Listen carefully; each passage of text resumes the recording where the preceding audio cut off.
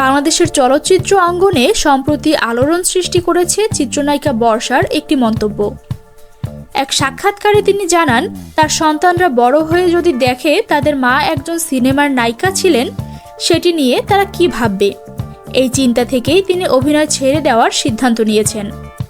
বর্ষার এমন মন্তব্যে নানা মহলে মিশ্র প্রতিক্রিয়া দেখা গেলেও শোবিজ অঙ্গনের তারকাদের মধ্যে অনেকেই বিষয়টিকে অপমানজনক ও আত্মরক্ষামূলক বলেই মনে করছেন। আর এবার এই বিতর্কে স্পষ্ট ভাষায় নিজের অবস্থান জানিয়েছেন আরেক জনপ্রিয় অভিনেত্রী পরীমণি। পরীমণি তার ফেসবুক পোস্টে বর্ষার নাম উল্লেখ না করলেও বার্তাটি যে বর্ষাকে উদ্দেশ্য করেই লেখা তা স্পষ্ট। তিনি লেখেন, জি ছোট্ট আপা, একদম ঠিক বলেছেন আপনি।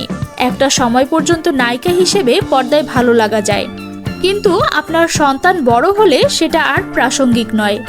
এমন চিন্তা করে সিনেমা ছাড়ার সিদ্ধান্ত খুবই খামখেয়ালিপনা। পরীমণি বর্ষার এই সিদ্ধান্তকে এক ধরনের আত্মপরিত্রাণ খোঁজার চেষ্টা বলেই মনে করছেন।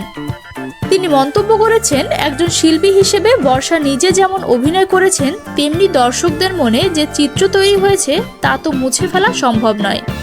তাহলে সন্তানদের নিয়ে এই অতিরিক্ত চিন্তার মানে কি?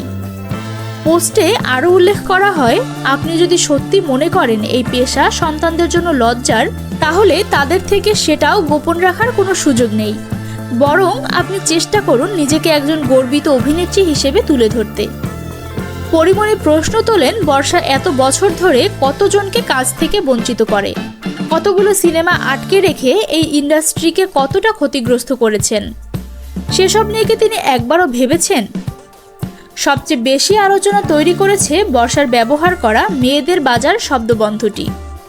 এই কথাকে নারী বিদ্বেষী ও অবমাননাকর উল্লেখ করে পরীমণি কড়া সমালোচনা করেছেন। তার বক্তব্য, মেয়েরা কি বাজারের পণ্য?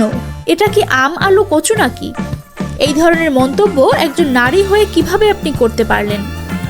এই ঘটনার মধ্য দিয়ে শুধু দুই নায়িকার দ্বন্দ্বই নয়, বরং নারীর পেশাগত জীবন, মাতৃত্ব এবং সামাজিক দৃষ্টিভঙ্গি নিয়ে যে গভীর অসামঞ্জস্য এখনও রয়েছে তা আবারও সামনে চলে এসেছে। একজন মায়ের অভিনেত্রী হওয়াকে যদি অসম্মানজনক ভাবা হয়, তাহলে আমাদের চিন্তাভাবনার জায়গায় নতুন করে প্রশ্ন তোলা প্রয়োজন। বিনোদনমূলক সকল ভিডিও সবার আগে পেতে এখনই সাবস্ক্রাইব করুন নবযুগ টিভি এন্টারটেইনমেন্ট।